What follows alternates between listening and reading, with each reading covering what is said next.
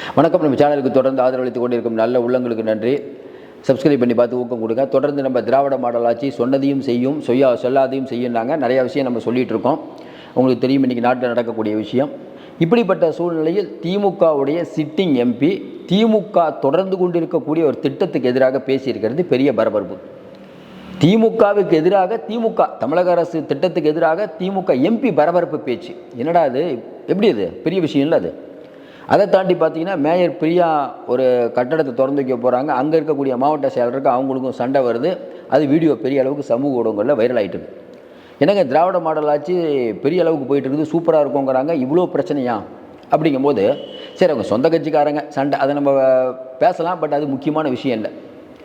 ஒரு எம்பி தொடர்ந்து கொண்டிருக்கக்கூடிய ஒரு திட்டத்தை பார்த்து சொல்கிறாருன்னா பெரிய ஊழல் நடந்துருச்சா, அந்த ஊழல் பணம் யாருக்கு போகுது, இங்கே இருக்கக்கூடிய எந்த அரசியல்வாதி எடுக்கிறாரு, இல்லை கோயம்புத்தூரில் நடக்கக்கூடியதுன்னா கோயம்புத்தூரில் பொறுப்பு அமைச்சர்கிட்ட காசு போகுதா, இல்லை அந்த டிபார்ட்மெண்ட்டில் இருக்கக்கூடிய அமைச்சருக்கு போதா, ஏன்னா அவங்களுக்கு தெரியாமல் நடக்காது இல்லை, இயற்கை தானே. அப்போ அதிகாரிகள் சம்பாதிக்கிறாங்க, அப்படி பல விஷயங்கள் எழுவும்ல. அது ஒரு எம்பி கணபதி ராஜ்குமார் அப்படிங்கிறவர் நம்ம செந்தில் பாலாஜிக்கு வேண்டிப்பட்டவர், அவர் சொல்லி தான் போடுறாங்க. அவரே போர்க்குடி தூக்குறாங்க, மாநகராட்சியில் பேசுகிறார். அவர் மட்டும் இல்லாமல் கம்யூனிஸ்ட் தோழர்கள் கூட்டணி கட்சியில் இருக்கவங்களே போராட்டம் பண்ணுறாங்க திமுகவுக்கு எதிராக, மேயருக்கு எதிராக. என்ன நடந்தது அப்படின்னா, ஏற்கனவே நடந்தது தான் சூயஸ் திட்டம். இந்த சூயஸ் திட்டம் அப்படிங்கிறது அதிமுக ஆட்சியில் உருவாக்கப்பட்டது. அப்போ என்ன சொன்னாங்க, அதிமுக ஆட்சியில் இருக்கும்போது திமுக சொன்னது, நாங்கள் வந்தால் சூயஸ் திட்டத்தை செயல்படுத்த விட மாட்டோம். சூயஸ் திட்டம்னா என்ன, இன்றைக்கி இருக்கக்கூடிய சூழ்நிலையில் தண்ணீரை மக்களுக்கு கொண்டு போய் சேர்ப்பது. மாநகராட்சி தான் அந்த வேலையை பார்க்கணும். சூயஸ்ங்கிறது யார் அப்படின்னா, பாரிஸில் இயங்கக்கூடிய ஒரு நிறுவனம் தான் இந்த சூயஸ். இவர்கள் தமிழ்நாடு அரசுடன் ஒரு ஒப்பந்தம் போடுறாங்க.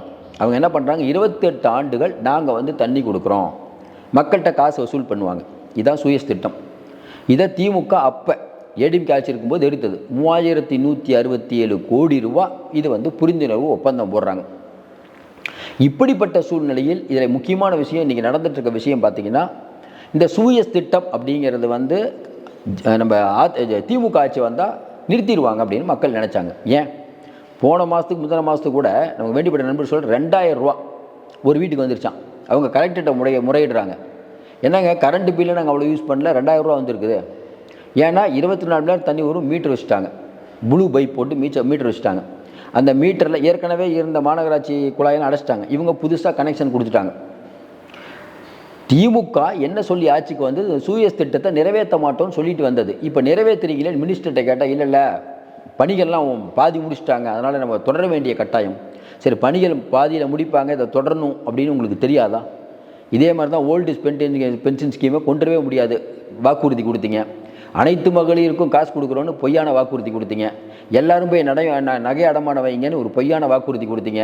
அப்புறம் சிலிண்டருக்கு 100 ரூபா குறைக்கிறேங்கிற பொய்யான வாக்குறுதி கொடுத்தீங்க. பெட்ரோல் டீசல் விலையை குறைக்கணும்னு வாக்குறுதி கொடுத்தீங்க. சொல்லிக்கிட்டே போகலாமா? இவ்வளோ தூரம் நம்ம பேசிக்கிட்டே போகிறோமா? இதுக்கு ஏதாவது பதில் இருக்கா? பதில் இல்லையா?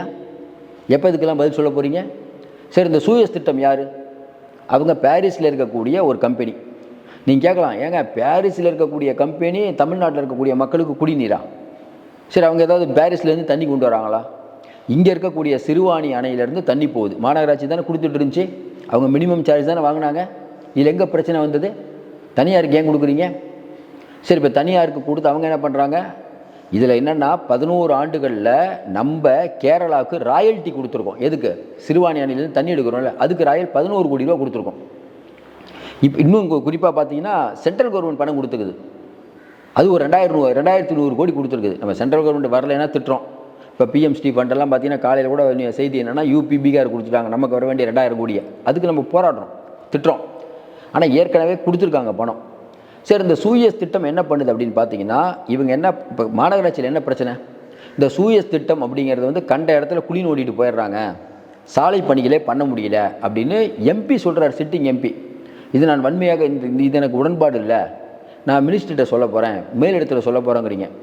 நம்ம என்ன கேட்குறோம், மேலிடத்து தாங்க இதை ஒப்புதல் கொடுத்ததே மேலிடம் தானே, ஏன் தொடர்றாங்க இந்த திட்டத்தை? கட் பண்ண முடியாதா உங்களால்? எவ்வளோ திட்டத்தை கட் பண்ணுறீங்க? வேஸ்ட் திட்டம், இதை கட் பண்ண முடியாதா? ஜெயலலிதா அம்மா கலைஞர் அவர்கள் இங்கே சென்னையில் இது கட்டினார், நம்ம செக்ரட்டரியேட், புது செக்ரட்டரியேட்டு, அதை அப்படியே விட்டு ஹாஸ்பிட்டலில் மாற்றினாங்கல்ல.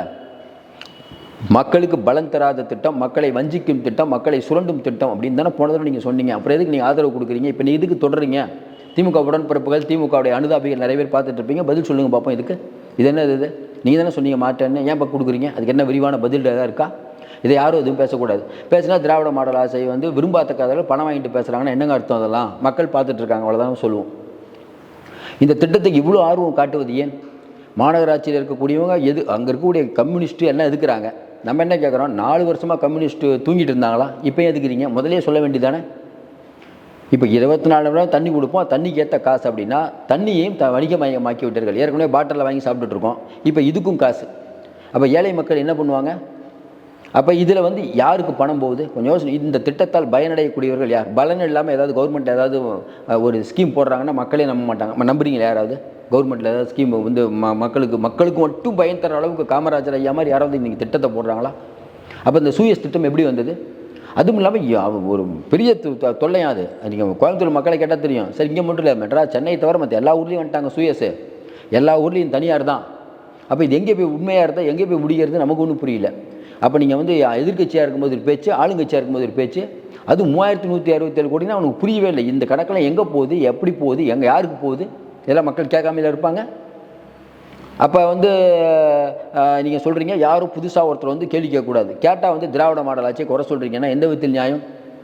அதனால் இந்த சூயஸ் திட்டம் அப்படிங்கிறது இன்றைக்கி மறுபரிசீலனை செய்யணும் அப்படின்னு திமுக எம்பி கேட்டிருக்காரு.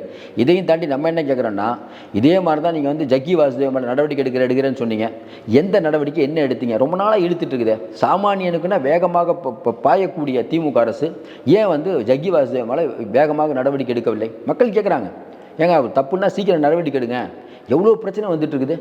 மதுரை ஹைகோர்ட், நம்ம நினைவு சரியாக இருந்தால் மதுரை ஹைகோர்ட் கூட கேட்டாங்க வழக்கறிஞர்கிட்ட, என்னங்க தமிழ்நாடு அரசு எவ்வளோ வேகம் எடுத்துகிட்ருக்கீங்க சொல்லுங்கன்னு கேட்டிருக்காங்க. ஜக்கி வாசுதேவ் அங்கே ஸ்கேன் சென்டர் சரியில்லைலாம் நீங்கள் தான் சொன்னீங்க. அங்கே மயானம் எக்ஸ்டென்ஷன் கொடுக்க மாட்டோம், அவரே தனியாக மயானம் வச்சுருக்காரு, மாநகராட்சி அதை ரத்து பண்ண போகுது, நீங்கள் என்ன ஸ்டேட்டஸ் கூட இருக்குதுன்னு யாருக்குமே தெரியல. கேட்டால் உங்கள் என்ன சொல்கிறாங்க? இல்லைங்க மேலே பிஜேபி இருக்குது, பிஜேபி உள்ள நிறையா வேண்டிப்பட்டவங்களாம், ஜக்கிக்கு வேண்டிப்பட்டவங்க பிரைம் மினிஸ்டர் வரைக்கும் ஆள் இருக்காங்க, திமுக எதுக்கு வம்புன்னு பயப்படுது அப்படின்னு. அப்புறம் எதுக்கு திராவிட மாடல்னு சொல்கிறீங்க?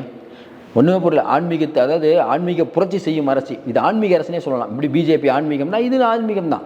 இவங்க குடமுழுக்கு நடத்தி விட்டோம், அதுக்கப்புறம் முருகன் மாநாடை நடத்தி விட்டோம். ஆனால் பைபிள் படிக்கிறதுக்கு ஒரு அந்த பில்டிங் அமைக்கணும்னு ஒருத்தர் கேட்குறாரு, அதுக்கு நீங்கள் அனுமதி கொடுக்கல, கோர்ட் சொல்லி அனுமதி கொடுக்கல. உண்டா இல்லையா கன்னியாகுமரியில்? இது யார் போய் கேட்குறது? இதெல்லாம் பார்த்துட்டு சிறுபான்மை மக்கள் உங்களுக்கு ஓட்டு போடுவாங்கன்னு எப்படி நீங்கள் நினைக்கிறீங்க? திருப்பரங்குன்ற விஷயத்தில் நீங்கள் பண்ண விஷயம் என்ன? கேட்டால் சிஎம் சொல்கிறாரு மதவரியை தூண்டுகிறார்கள். யாரும் மதவரியை தூண்டல, சிம்பிளாக முடிக்க வேண்டிய பிரச்சனை இவ்வளோ காம்ப்ளிகேட் ஆகினது உங்கள் அரசு, நம்ம சொல்லலை. வெங்கடேசன் சொல்கிறாரு, எல்லாரும் சொல்லிட்டு இருக்காங்க. அதனால் இந்த விஷயத்தை பொறுத்த வரைக்கும் சூயஸ் திட்டத்தில் ஒரு மிகப்பெரிய ஒரு மோசடி இருக்குது. சொந்த எம்பியே சொல்கிறது எங்கே போய் முடியுதுன்னு தெரில. இன்னொரு பக்கம் மேயர் பிரியா அவர்கள், நம்ம ஏற்கனவே இதை பற்றி பேசணும். அதாவது நம்ம இதில் துரைமுருகன் தொகுதி எடுத்துகிட்டா அங்கே இருக்கக்கூடிய மாவட்ட செயலாளர் அணைக்கட்டு நந்தகுமாருக்கும் துரைமுருகன் கோஷ்டிக்கும் பிடிக்காது, சண்டை. இந்த பக்கம் பார்த்தீங்கன்னா கோயம்புத்தூரில் கார்த்திக் எம்எல்ஏ அவர் மாவட்ட செயலர், அவருக்கும் செந்தில் பாலாஜிக்கும் சண்டை. அங்கே பார்த்தீங்கன்னா நெல்லையில் பார்த்தீங்கன்னா மைதீன் கான் அவரை தூக்கிட்டு வகாப் போடலாமா, இல்லை ஆவுடைய பணை மாற்றலாமா, இல்லை நம்ம இவர் அப்பாவோட பையனை போடலாமா, அங்கே ஒரு சண்டை. இதில் பார்த்தீங்கன்னா கன்னியாகுமரியில் மேயர் மகேஷுக்கும் அங்கே இருக்கக்கூடிய சுரேஷ்ராஜன் முன்னாள் அமைச்சர் அவருக்கு பிரச்சனை. திருப்பூரில் சொல்லவே வேணாம், மேயர் தினேஷ்குமார்லேருந்து அங்கே இருக்கக்கூடிய மாவட்ட செயலாளர்லேருந்து அங்கே இருக்கக்கூடிய அமைச்சர் 3 பேருக்கும் சண்டை. கோயம்புத்தூரில் ஈரோட்டில் எடுத்திங்கன்னா அது ஒரு பெரிய சண்டை, கோஷ்டி சண்டை. சென்னையில் எடுத்திங்கன்னா சேகர் பாபுக்கும் ஆர்டி சேகருக்கும் சண்டை, சேகர் பாபுக்கும் மாசுக்கும் பிடிக்க மாட்டேது. பேசிக்கிட்டே போகலாம் திமுக பற்றி, அவ்வளோ மாவட்டத்தில் பிரச்சனை. இதில் அதிமுகவில் கோஷ்டி சண்டை, விஜய் கட்சியில் கோஷ்டி சண்டை. விஜய் கட்சியில் பணம் வாங்கிட்டு பணம் கொடுக்குறாங்க, ரைட்டுங்க. உங்கள் கட்சி இப்போ மேயர் பிரியா மேட்டர் சொல்லிடுவோம். மேயர் பிரியா இங்கே பெரம்பூருக்கு போகிறாங்க பாடசாலை திறந்து வைக்கிறதுக்கு. அங்கே இருக்கக்கூடிய மாவட்ட செயலாளர் எம்எல்ஏ 2 ஒன்று தான், ஆர்டி சேகர், அவரை கூப்பிடல. எப்பயுமே திமுகவோட வழக்கம் எல்லாத்தையும் கூப்பிடணும்.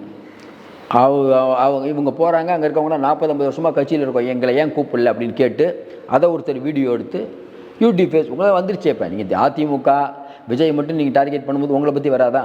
என்ன ஒன்று, திமுக ஐடிவிங் பெருசாக அதெல்லாம் பூஸ்ட் பண்ணுவீங்க, இவங்களுக்கு பணம் எல்லாம் கொஞ்சமாக பூஸ்ட் ஆகும். மேயர் பிரியாவை முற்றுகையிட்ட திமுகவினர் வாக்குவாதம் அப்படின்னு போட்டால் அது வைரல் ஆகுதில்ல. உங்களுக்கு எதிர்த்து எவ்வளோ பேர் இருக்காங்க இன்றைக்கி. அப்போ திமுக ஒரு எஃகு கோட்டைங்கிறீங்க, இதுதான் எஃகு கோட்டையா?